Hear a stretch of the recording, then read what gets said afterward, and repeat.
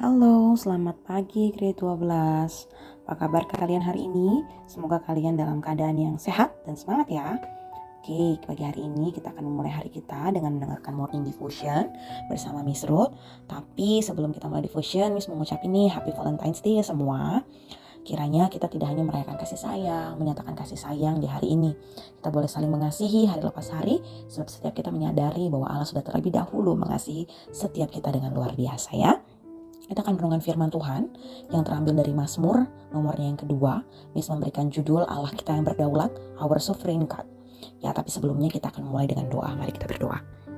Bapa di surga, kami mengucap syukur di pagi hari ini Engkau masih membangunkan kami, memberikan kami kesempatan menikmati hari yang baru. Kami mau menggunakan kesempatan ini dengan baik Bapa. Dengan terlebih dahulu kami mau datang di kaki-Mu, mendengarkan isi hati-Mu, mendengarkan firman-Mu, supaya kami tahu apa yang benar dan baik untuk bisa kami lakukan di hari ini. Buka hati dan pikiran kami Tuhan untuk memahami firman-Mu. Kami menyambutnya dengan hati yang penuh ucapan syukur. Dalam nama Tuhan Yesus kami berdoa, amin. Oke, firman Tuhan terambil dari Mazmur nomor yang kedua. Kita akan mendengarkan sama-sama melalui Alkitab audio berikut ya. Selamat mendengarkan dengan baik, renungkan dengan baik dan seksama ya. Mengapa rusuh bangsa-bangsa? Mengapa suku-suku bangsa mereka-reka perkara yang sia-sia? Raja-raja dunia bersiap-siap dan para pembesar bermufakat bersama-sama melawan Tuhan dan yang diurapinya. Marilah kita memutuskan belenggu-belenggu mereka dan membuang tali-tali mereka daripada kita. Dia yang bersemayam di surga tertawa. Tuhan mengolok-olok mereka. Maka berkatalah ia kepada mereka dalam murkanya dan mengejutkan mereka dalam kehangatan amarahnya. Akulah yang telah melantik rajaku di Sion, gunungku yang kudus. Aku mau menceritakan tentang ketetapan Tuhan. Ia berkata kepadaku, anakku engkau telah kuperanakkan pada hari ini. Mintalah kepadaku, maka bangsa-bangsa akan kuberikan kepadamu menjadi milik pusakamu, dan ujung bumi menjadi kepunyaanmu. Engkau akan meremukkan mereka dengan gada besi, memecahkan mereka seperti tembikar tukang periuk. Oleh sebab itu, hai raja-raja, bertindaklah bijaksana. Terimalah pengajaran, hai para hakim dunia. Beribadahlah kepada Tuhan dengan takut, dan ciumlah kakinya dengan gemetar, supaya ia jangan murka dan kamu binasa di jalan, sebab mudah sekali murkanya menyala. Berbahagialah semua orang yang berlindung padanya. Oke, demikian firman Tuhan yang boleh kita dengarkan. Kiranya kita boleh menjadi pelaku-pelaku firman. Nah, kalau kita melihat dari ayat yang tadi, ya dari Mazmur nomor yang kedua, Miss Ruth bisa membagi ayat ini ke dalam tiga ya, pasal ini ke dalam tiga bagian besar. Di mana bagian pertama adalah tentang pemberontakan bangsa-bangsa terhadap Allah. Dan setelah bangsa-bangsa ini memberontak, ya dijelaskan bahwa bangsa ini memberontak, Allah memberikan responnya, reaksinya terhadap hal tersebut. Dan yang terakhir adalah Allah memberikan arahan kepada mereka. Apa sih yang seharusnya mereka lakukan? Apa sih harusnya responnya mereka? Gitu ya, dari keadaan kondisi ini semua. Nah, kita akan mulai dari yang pertama, tentang apa sih pemberontakan yang mereka lakukan terhadap Allah, bangsa-bangsa tersebut. Nah, sebenarnya Mazmur ini adalah ditulis oleh Daud ya, seperti yang kita tahu, di mana Mazmur ini ditulis oleh Daud sebagai seorang yang diurapi oleh Allah ya. Daud ini diurapi oleh Allah menjadi seorang raja. Tetapi dalam proses ini Daud itu ditolak ya, tidak semua menerima Daud sebagai raja. Oleh karena itu bangsa-bangsa itu memberontak kepada Daud. Sebab kalau jika bangsa-bangsa ini memberontak terhadap Daud, ya berarti sama saja dia memberontak terhadap Allah. Mengapa? Karena Daud adalah orang yang diurapi Allah. Dan di mana orang yang diurapi Allah, yaitu mewakili Allah sendiri. Nah, sebenarnya ketika kita melihat kisah ini, kita juga bisa melihat lebih jauh ke depan dari Daud, yaitu adalah Kristus. Ya, di sini kita melihat gambaran yang sama juga tentang Kristus, di mana Kristus juga adalah orang yang diurapi oleh Allah. Ya, pribadi yang diurapi oleh Allah, utusan Allah, tetapi bangsa-bangsa juga menolak, memberontak terhadap dia. Nah, apa bentuk pemberontakan bangsa-bangsa ini sih? Nah, yang pertama adalah bangsa-bangsa ini memberontak sebenarnya sebagai sesuatu yang sangat useless ya. Mereka itu meditate a vain thing, atau di dalam ayat Alkitab, devising plot that will fail. Artinya mereka itu melakukan sesuatu yang sia-sia. Mereka tahu itu adalah sesuatu hal yang gagal dan bodoh, tapi mereka masih lakukan. Ya, apa sih hal yang bodoh yang mereka masih terus lakukan? Adalah ini, against the Lord and His anointed. Mereka tahu mereka tidak mungkin melawan Allah yang luar biasa, ya. Tetapi mereka masih lakukan itu. Bukankah itu hal yang useless? Ya, hal yang nantinya akan menghasilkan sesuatu yang mustahil, tapi mereka masih lakukan itu. Ya, so inilah sebuah kebodohan yang bangsa-bangsa lakukan, yaitu melawan Allah. Justru ini semua hal yang sangat mereka tahu Allah itu besar, tapi mereka lawan, ya. Itu kan berarti suatu kebodohan dong.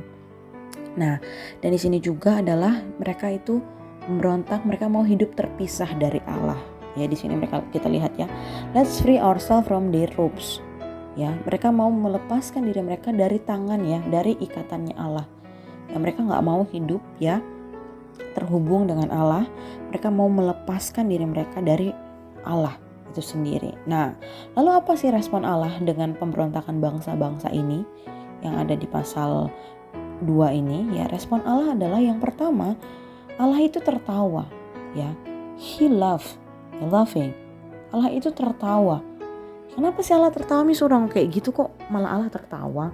Nah, Allah tuh tertawa karena melihat kok manusia ini bodoh banget, ya. Mereka tuh udah tahu itu tuh tidak mungkin mereka melawan aku sebagai Allah, tapi mereka masih aja lakukan. Makanya Allah tertawa. Allah tertawa karena melihat kebodohan umatnya, kebodohan bangsa-bangsa. Ya, dan dia juga marah. Ya, dia marah. Kenapa dia marah? Karena dia melihat mereka ini kok salahnya berulang-ulang, gitu ya. Dan sebagai bentuk marah juga untuk menyadarkan kalau bangsa ini tuh salah. Ya, dan dia mau bilang kalau dia yang mengontrol segala sesuatu. Allah itu Allah yang mengontrol segala sesuatu. Ya, dan dia juga bilang Allah juga merespon dengan lewat apa? Allah merespon melalui orang yang dia urapi. Ya. Ya, he speaks to the one who representing him on this earth and assure him that God has given him the right to rule. Ya, jadi Allah sudah mengutus. Ya, Allah berespon dengan cara mengutus raja yang dia urapi. Kalau pada masa ini adalah Daud. Ya, Allah mengutus Daud. Ya, sebagai orang yang diurapi bagi bangsa Israel.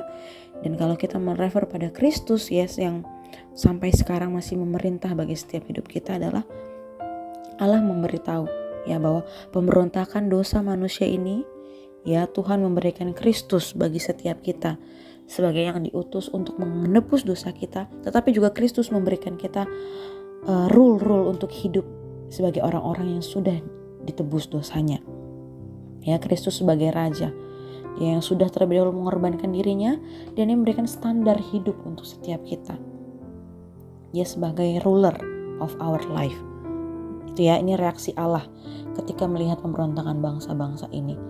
Dan setelah bangsa ini memberontak, Allah berespon, Allah memberikan suatu arahan hidup yang menurut Miss ini sangat luar biasa, ya. Ketika orang tahu, orang lihat ada orang yang membangkang, misalnya kamu punya bawahan kamu ini membangkang pada kamu, pastikan kamu ketika kamu marah mungkin kamu pecat dia, atau kalau Allah mungkin Allah musnahkan aja orang-orang yang degil, ada orang-orang yang sangat memberontak ini. Tetapi tidak, ya. Di sini Allah memberikan arahan bagaimana harusnya kita, the nation should react. Di sini Allah bilang yang pertama adalah bijaksanalah, be wise. Ya, Allah minta kita be wise. Apa sih Miss wise di sini yang dimaksud? Wise itu adalah berpengetahuan. Ya, orang pasti bisa melakukan hal yang pintar karena dia itu punya pengetahuan tentang hal tersebut. Makanya di sini Allah meminta bangsa-bangsa itu untuk berpengetahuan. Supaya apa? Supaya mereka tidak melakukan hal yang bodoh. Ya, be wise. Dengan cara apa? Belajar firman Tuhan. Belajar ketetapan Tuhan supaya kamu tahu apa yang baik dan benar, dan kamu tidak jadi orang yang bodoh. Dan selanjutnya Allah meminta apa? Mengarahkan kita untuk melayani Dia with fear and rejoice with trembling. Maksudnya apa nih Miss, melayani Tuhan dengan takut? Artinya kita ketakutan gitu, lihat Tuhan. Kita sampai melakukan sesuatu tuh bukan karena kita senang, tapi karena kita takut dihukum. Enggak. Di sini Tuhan minta kita melayani Dia dengan takut dan gentar, maksudnya dengan respect, dengan sebuah adoration. Ya sama seperti misalnya nih, kamu diminta ke Istana Negara bertugas bersama Pak Jokowi. Ya, kamu kan pasti bukan takut dong, takut dihukum, bukan takut jadinya kamu ngumpet ya, tapi kamu merasa itu sebagai sebuah privilege, sebagai sebuah kehormatan. Kenapa? Karena kamu melihat Pak Jokowi, kamu respect sama dia, dan kamu mau melakukan yang terbaik sama dia, karena kamu mengagumi dia. Sama di sini yang Tuhan minta tuh seperti itu.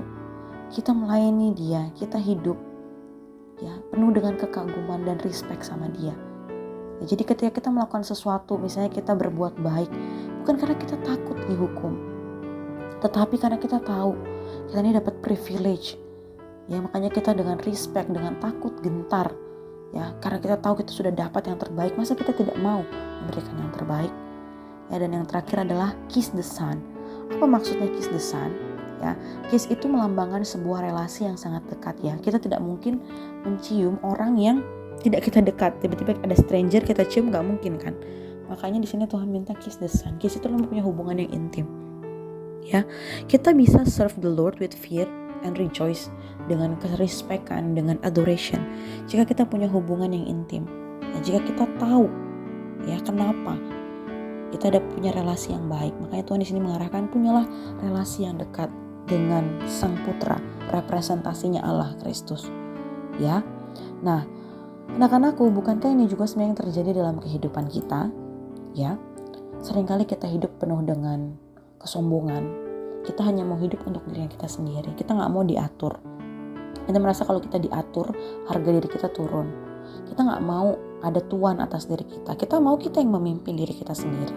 Ya, sama seperti dosa mula-mula dosa Adam ya dan Hawa. Dia tidak mau diatur oleh Tuhan. Maka mereka jatuh dalam dosa. Ya sama mungkin dalam keadaan kita saat ini ya. Kita tuh kalau diatur tuh rasa pride-nya langsung jatuh. Kita merasa hidup kita tuh harus kita yang ngatur. Ya sedangkan Tuhan tidak berkenan atas hal itu ya. Itu namanya berhala. Jadi kita menempatkan diri kita sebagai Tuhan, bukannya Tuhan. Nah oleh karena itu sama teguran yang diberikan bagi bangsa Israel juga teguran yang sama untuk setiap kita. Ya, kita yang hidup untuk diri sendiri, hidup yang mau untuk diatur oleh diri sendiri. Itu teguran yang sama juga untuk setiap kita. Nah makanya kalau kamu tahu, kalau kamu ingat ya, ada doa Bapa kami di mana Tuhan meminta kita berdoa seperti ini. Ya, dan dalam satu statement di doa Bapa kami ada yang mengatakan bahwa let your kingdom come. Datanglah kerajaanmu, jadilah kehendakmu. Ya Tuhan minta kita berdoa seperti ini. Kenapa?